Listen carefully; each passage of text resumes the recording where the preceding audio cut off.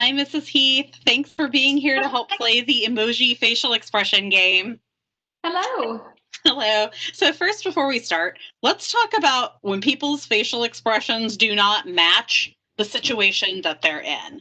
Like, have you ever had that experience where somebody's face doesn't match the words that you're saying to them? Oh, most definitely. Can Especially you when tell we're wearing me, masks. yeah, can you tell me about a time when somebody's face like didn't match what you said to them? Like they gave the wrong reaction? Oh, I'm trying to think of one, but I've noticed too that when um, they're happy and then sometimes they're sad, the eyes will do one thing and then they're saying another. Oh, yeah, I think that's absolutely true. Sometimes our words don't match our emotions either. So, the purpose of this game is to help us be a little bit more mindful of our facial expressions. So, in different situations, we're going to practice a little bit, making sure that our face matches what the words are coming out of our mouth and that our reaction matches what the speaker is expecting of us when we have a response. So, first, we need to set up our cards. You've got a whole stack of cards in front of you. So, raise your left hand and wiggle it around. Okay, there. You're going to start laying down cards on the left. So you're Okay. going to put rage on the left. And then you're going to put crying hard probably right on above it. So it's nice if you have a little room to spread out. Because Okay. crying hard and rage are kind of in the same place emotionally. They're pretty intense emotions. So Yeah. next, you're going to put angry next to rage. And then you're going to put crying right above it because they're kind of the same level of intensity. Okay. Okay, so now next to angry, you're going to put frowning. And above frowning, you're going to put sad because those are kind of the same level of intensity. They're a little different, but the intensity is the same. So we're going to put those kind of on the same level. Okay, so next to frowning, you're going to put rolling eyes. Oh, yes. I know about this I one. am guilty of that one. I wish I wasn't. Okay, so next to rolling eyes, you're going to put neutral. Okay. Next to neutral, you're going to put smiling. Next That's to one of my smiling, favorites. next to smiling, you're going to put excited. Okay. We're almost there now, right? Next to excited, you're going to put laughing. Okay. And finally, next to laughing, you're going to put laughing hard. That's the last one I have. That's the last one. So if you look at all the cards in front of you, on one end, you've got crying really hard or rage, which are very strong emotions. And then as you go the other way, on the other end is laughing hard, which is a really strong positive emotion. So this is hopefully going to help you know which card to pick up as we're playing the game. So if you pick up and put the card down in the same spot, it'll kind of help you find what you need because there are a lot of choices. Now, let's say we're working with a group for whom this is too many choices. Here are the ones I would remove. So I'm going to talk through that for some of the groups, but you and I are going to play with all of them, Mrs. Heath. Okay. So if you're a group that has people who might be struggling to know which card and you need to reduce, I would remove angry. I would remove sad. I'd remove crying. I'd leave the eye roll actually because I've seen a lot of people roll their eyes. Yes. I'd leave neutral. Okay. I would leave smiling. I would take out excited. I'd leave laughing. I'd take out laughing hard. And so here's what I would have in front of me for maybe if I needed to just reduce some options. I'd have crying hard, rage, frowning, rolling the eyes, neutral, smiling, laughing. Now, Okay. let's say we're with a group who's struggling even more and we need to reduce those options even more. Let's talk about the ones we take out then. So I'd probably take out frowning, eye rolling, and that's it. So you'd have 5 in front of you. So if you're really reducing this down for the group that you're working with, you'd be left with crying hard, rage, which is like a lot of anger, being just neutral, smiling, Smiling. and then laughing. So I'm Okay. just giving you guys some variations so you can play with all the cards or just some of the cards. Whatever's going to work better for your group is going to be fine. All right, so let me tell you how we're going to play this game. So normally there are more than 2 people playing. Normally you would have a group of 4 or 5 people, and you would choose one person to be the moderator.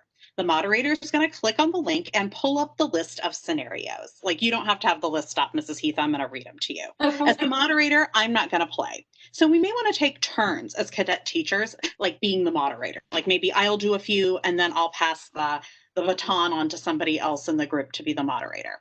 So what you're going to do is, when I read a scenario, I'm going to pause for a count of 5. Now, if your group needs more processing time, feel free to count to 10 or to 15, but just sort of silently count to yourself.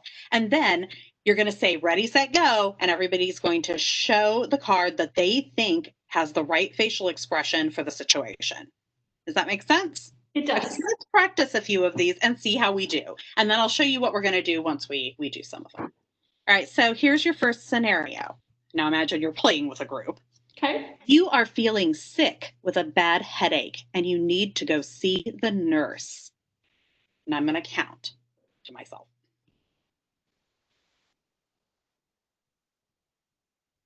All right, ready, set, show your card. Or do you need more processing time, Mrs. Heath? I'm feeling sick and I'm going to go, or I want to go see the nurse. Yeah, and you want to go see the nurse. Sorry, I just realized that I can't see your card because, yeah, will you hold it in your right hand? Thanks. Okay, and so what did you end up choosing, Mrs. Heath? There's like a recording icon. That's why I can't see it. So what did you end up choosing? Uh, my first thought was I'm sad. I don't like being sick. Okay. And so you I picked sad. also Oh, you might be crying also picked. because if I'm hurt, then I need to go see the nurse for that reason too. So I could be sad and crying. Yeah, it might be both. Now, it's a headache, right? It kind of depends on how bad the headache is, right? If it's like kind of a little headache, would you cry? No. Probably not, right? If it's a little headache, you would just say, hey, excuse me, I need to go to the nurse and get some Tylenol. And you would go and get the Tylenol and probably go back to class. If it's like really, really bad pain, like a migraine headache, you might be crying. But the important thing is, should you be crying so hard you can't tell people what you need if you have a headache? No. Hopefully not, right? You need to be able to communicate what you need. Now, Yes. there are times when people are hurt so badly they can't say what they need. I don't think a headache's one of those times. So I think it's okay to feel sad. I don't think I'd feel very happy if I had a headache. And I think it's okay to cry, even if it's a bad one. But I have to remember I have to use my words at the same time. So I think those are fair. Now, somebody else may have said a different answer. They may have said neutral. Maybe there you have a high pain tolerance. And they would just have to be able to explain to me why they would pick that. They might pick that I'm looking at some of my other options here. Oh, Could they they might be angry they might for feel a little 5 angry about the headache. I get irritable when I get a headache, but I can't lash out at other people just because I'm angry because I don't feel good, and right? holding my head or wherever it hurt.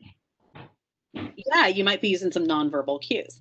All right, so we would discuss, there'd be more than just you flashing up your card, and you talk about the different scenarios. And if somebody had one that was really kind of off the wall, like rage to the point where they're tearing apart the room, well, A, that's going to make your head hurt worse. And B, that's going to freak people out and not get you what you need. So that would not be a great reaction, right? Right. Okay, so let's do a couple more just so we can practice, right? All right, here's your next scenario. Your friend comes to you and is sad because he broke up with his girlfriend. Because I'm good friends with my friend,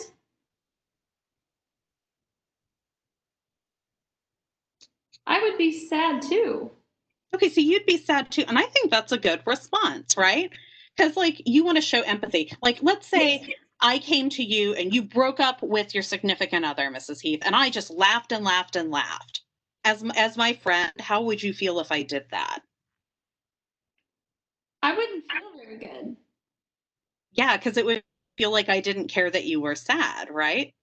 So when Right. somebody else is sad, you usually don't want to be laughing or excited or happy because that's going to make them feel rotten. Usually you want your level of intensity to mirror the other person's unless they're overreacting and you're trying to help them get to a calmer place. So I think sad's perfectly reasonable. Now, should Okay. you be so full of rage that you're like calling the person's ex and like threatening them and stuff? No, I don't think that doesn't do any good. Yeah, it doesn't do any good. It doesn't help your friend. Now, It would make me feel bad. let's say that the friend's boyfriend or girlfriend cheated on them and that's why they're breaking up. How might you feel?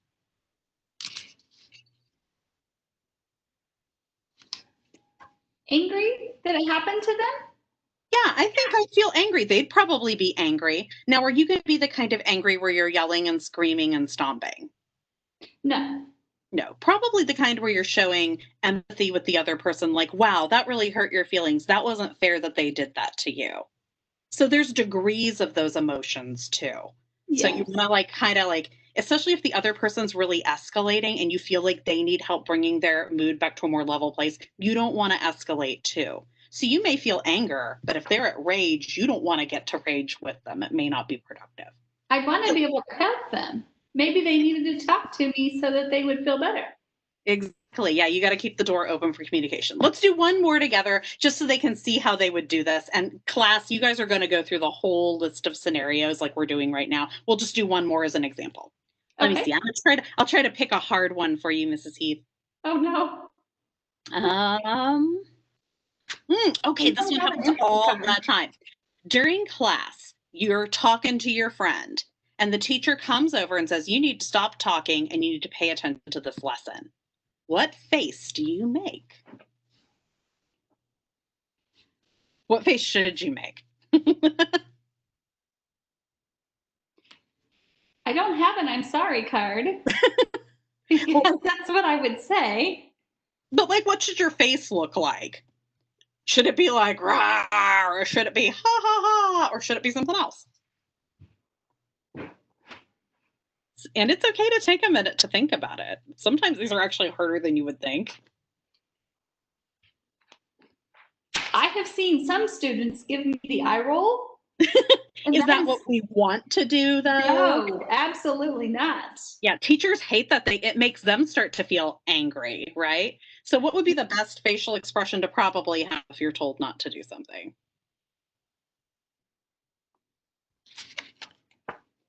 Neutral? I vote for neutral. I say that's the safest route to go because what they want is for you to be attentive to the lesson, right? If you're smiling, you're obviously thinking it's funny that you got in trouble, and teachers don't like that. If you're getting angry, that's like not helping. You probably shouldn't be sad. They're not like, telling you you're a bad person. They just want you to pay attention, right? I think Right. neutral's the right answer.